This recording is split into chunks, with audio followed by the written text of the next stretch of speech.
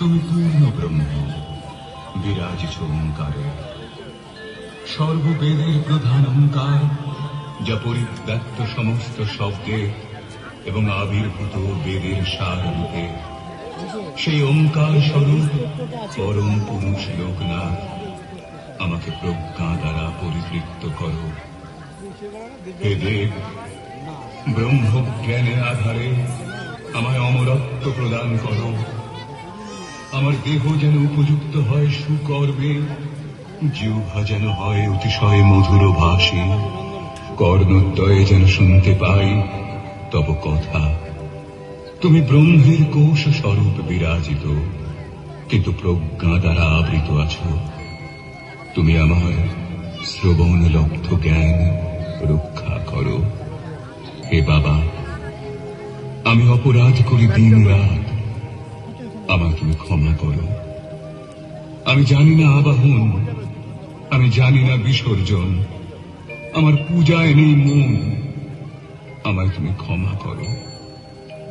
মন্ত্রহীন আমি, ক্রিয়াহীন আমি, পূজায় নেই ভক্তি, আমি যে তোমার ক্ষমার প্রত্যাশী। আমার বিশ্বাস, সহস্র অপরাধ করেও যে করে তোমায় স্মরণ, তার পূর্ণ গতি প্রাপ্তিতে থাকে না কোনো বাধা। আমি অপরাধী, তোমায় করে স্মরণ, তোমার দয়ার পাত্র আমি। তোমার যেমন ইচ্ছে আমায় নিয়ে তাই করো, আমি সশ্রদ্ধ চিত্তে গ্রহণ করব। অজ্ঞানতায় ঘেরাই মন যদি কোনো অন্যায় করে থাকে, তুমি ক্ষমা করো। হে সচ্চিদানন্দ পরমেশ্বর লোকনাথ, আমার প্রতি প্রসন্ন হও। ভালোবেসে আমার পূজা গ্রহণ করো। তুমি তুমি আমার কাছে রয়েছ সঙ্গোপনে, সেই গোপনের আস্তরণে থেকেও তুমি আমার রক্ষাকর্তা। আমার প্রণাম গ্রহণ করো, আমার প্রণাম গ্রহণ করো, আমার প্রণাম গ্রহণ করো।